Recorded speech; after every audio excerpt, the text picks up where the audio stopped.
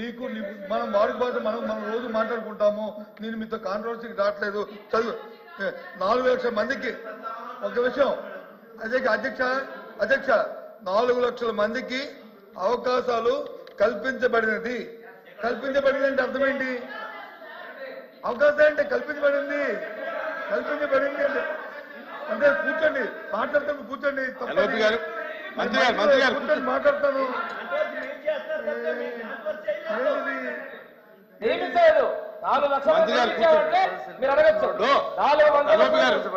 వాళ్ళ యొక్క విధానం చెప్పారు. ఫ్యూచర్ లో మేము చెప్పింది ఎందుకంటే మంత్రులు వేస్తే ఎలా అవుద్ది? దయచేసి కరెక్ట్ కూర్చోమనండి. దయచేసి ఇక్కడ కాంట్రవర్సీ అది. కానీ ఇప్పుడు మంత్రి గారు చెప్తుంది ఏంటి? గౌరవ మంత్రి గారు ఫ్యూచర్ లో వస్తాయి అవకాశాలకి ప్రయత్నాలు జరుగుతున్నాయి, ఇవన్నీ వస్తున్నాయి చెప్పారు. అది చెప్పండి. మా చెప్పారు. ఒకటి ఇంకోటి దాని కింద ఇంకోటి యాడ్ చేస్తాను. దీన్ని కరెక్ట్ చేయండి. ఎవరైతే వెర్షన్ రాశారో, ఎవరైతే తెలుగు వెర్షన్ చేశారో వాళ్ళని కరెక్ట్ చేయండి. తప్పేముంది? కరెక్ట్ చేస్తామని చెప్పడానికి వచ్చే ఇబ్బంది ఏంటి? కరెక్ట్ చేస్తామని చెప్పడానికి ఇబ్బంది ఏంటి? కూర్చోండి. అవసరం క్లారిఫై అయింది. కూర్చోండి. క్లారిఫై అయింది. తెలుగు తప్పుదే ఉండదు. సారీ సార్ తప్పుదే ఉండదు. No correct. మా మెంబర్ చెప్పింది కరెక్ట్. అది తప్పుదేవిడి. నో నెక్స్ట్ మంత్రి గారు లోకేష్ గారు క్లియర్ గా చెప్పారు. అరే దీనికి కూర్చోండి. ఇంకా కూర్చోండి. ఎల్ఓపి గారు కూర్చోండి. అమ్మా నువ్వు చెప్పమ్మా. కంటిన్యూ చేయ. గౌరవ ముఖ్యమంత్రి గారు అధికారంలోకి వచ్చాక తొలి సంతకమేమో మెగా డిఎస్సీ మీద పెట్టారు అధ్యక్ష. 6 నెలల్లో డిఎస్సీ ఉద్యోగాలు భర్తీ చేస్తామన్నారు అధ్యక్ష. 9 నెలలు అయ్యింది అధ్యక్ష. ఒక్క టీచర్ పోస్ట్ కూడా భర్తీ చేయలేదు అధ్యక్ష.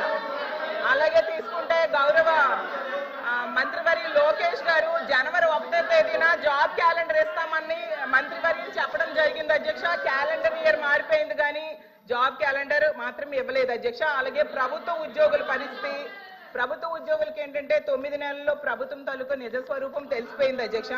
ఎందుకంటే ఒక్క డిఏ కూడా 9 నెలల్లో ఇవ్వలేదు అధ్యక్ష. అసలు ఒక్క డిఏ కూడా ఇవ్వని ఏడాది ఏదైనా ఉందంటే అది ఈ కూటమి ప్రభుత్వంలో ఉన్న ఈ పరిపాలనలోనే అధ్యక్ష. అలాగే అధికారంలోకి రాగానే ఐఆర్ ఇస్తామన్నారు అధ్యక్ష. 9 నెలలు అయింది, 9 పైసలు కూడా ఇవ్వలేదు అధ్యక్ష. ఉద్యోగులకేమో పిఆర్సీ ఇస్తామన్నారు అధ్యక్ష. గతంలో జగన్మోహన్ రెడ్డి గారు వేసిన పిఆర్సీ కమిషన్ చైర్మన్ ఏమో బెదిరించి రాజీనామా చేయించారు అధ్యక్ష. ఇప్పుడు 9 నెలలు అయినా కూడా కొత్త చైర్మన్ ని అపాయింట్ చేయలేదు అధ్యక్ష. అధ్యక్ష చైర్మన్లు బెదిరిస్తాయంట అధ్యక్ష. ఎక్కడ బెదిరించా? మేడం గారు వైకాపా ప్రభుత్వం అనుకుంటున్నారు. ఇది ఎన్డీఏ ప్రభుత్వం అధ్యక్ష. ఇక్కడ ఎవరిని బెదిరించట్లేదు. చట్టపరంగా ఏమన్నా చేస్తాం. చైర్మన్లు బెదిరించాలంటే ఎట్లా అధ్యక్ష? ఇది సిపిఎస్ రద్దు చేస్తారా చెప్పనండి సార్. సరెండర్లు ఎన్ని పెండింగ్ పెట్టారు సార్. పోలీస్ సోదరులు రావాల్సిన సరెండర్ చాలా పెండింగ్ పెట్టాం. మన ప్రభుత్వ అధికారులకు వచ్చే సరెండర్ మనం 1 సరెండర్ క్లియర్ చేస్తాం సార్. బ్యాలెన్స్ కూడా క్లియర్ చేస్తాం సార్. జీతాలు సకాలంగా 1వ తారీఖు నాడు చెల్లిస్తున్నాము. ఏం చేస్తున్నాం? సింపుల్ గా ఇట్లా చైర్మన్లు బెదిరించారంటే మీరు ఒప్పుకుంటే ఎట్లా అధ్యక్ష? ఇది దయచేసి అర్థం చేయండి అధ్యక్ష. ఎన్ని రికార్డు నుంచి తొలగించాలి అధ్యక్ష. చైర్మన్లు బెదిరించాం, ఇది కరెక్ట్ కాదు అధ్యక్ష. దయచేసి అర్థం చేసి కోరుతున్నాం. 9 నెలల్లో కాంట్రాక్ట్ ఉద్యోగులు, అవుట్ సోర్సింగ్ ఉద్యోగులు రోడ్డెక్కే పరిస్థితి అయితే వచ్చింది అధ్యక్ష. వీటన్నిటి మీద కూడా గవర్నర్ గారు అయితే తన ప్రసంగంలో చెప్పలేదు అధ్యక్ష.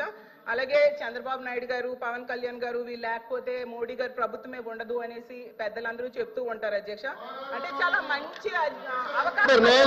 నేను ఒప్పుకోవట్లేదు. ఐఎమ్ సారీ అధ్యక్ష. నో. ఎవరు చెప్పారు అధ్యక్ష? అది ఎవరు చెప్పారమ్మా? ఎవరు చెప్పారు తల్లి? ఎవరు చెప్పారు సార్? అధ్యక్ష రాష్ట్ర ప్రయోజనాల కోసం అన్కండిషనల్ గా ఇటు చంద్రబాబు నాయుడు గారు కానీ అటు పవన్ కళ్యాణ్ గారు కానివ్వండి, ఇద్దరు నాయకులు కలిసికట్టుగా ఇండియాకి సపోర్ట్ చేశారు. ఎన్నికల ముందల ఎన్నికలు అయిన తర్వాత రిజల్ట్స్ వస్తుంటే కరెక్ట్ గా 1 అవర్ తర్వాత గౌరవ ముఖ్యమంత్రి చంద్రబాబు నాయుడు గారు స్వయంగా హోంమంత్రి గారికి ప్రధానమంత్రి గారికి ఫోన్ చేసి కంగ్రాచులేషన్స్ కలిసికట్టుగా ఈరోజు ఎన్డీఏ ప్రభుత్వం మూడోసారి ఏర్పడుతుంది అని అన్కండిషనల్ సపోర్ట్ ఇచ్చాం అధ్యక్ష. మేము పదవులు అడగలేదు అధ్యక్ష. రాష్ట్రం నిధులు ఇవ్వండి, రాష్ట్రాన్ని కాపాడండి, దివాలా ఎత్తేసింది, చాలా ఆర్థిక ఇబ్బందులు ఉంది, గత ప్రభుత్వం చేతకంతనం వల్ల ఇబ్బంది పడుతున్నాం, మీరు ఆదుకోండి అని చెప్తే రైల్వే జోన్ తీసుకొచ్చా అధ్యక్ష. విశాఖ ఉక్కుని కాపాడే అధ్యక్ష. చివరి అమరావతి నిధులకి తీసుకొచ్చా అధ్యక్ష. పోలవరంకి నిధులు తీసుకొచ్చా అధ్యక్ష. అది ఈ రోజు మన ప్రభుత్వానికి ఉన్న చిత్తశుద్ధి అధ్యక్ష. మేము ఎక్కడ చెప్పలేదు అధ్యక్ష. దయచేసి మేడం గారు వస్తే విత్డ్రా దట్ పాయింట్. మేము ఒప్పుకోవట్లేదు అధ్యక్ష. అది మటుకు ఏదో మేము సపోర్ట్ చేయకపోతే మేము ఎక్కడో చెప్పినట్లు ఇది సత్యదూరం అధ్యక్ష. మేడం గారు వస్తే విత్డ్రా దట్ పాయింట్ అధ్యక్ష. ఇది చాలా సీరియస్ గా మేము తీసుకుంటాం అధ్యక్ష.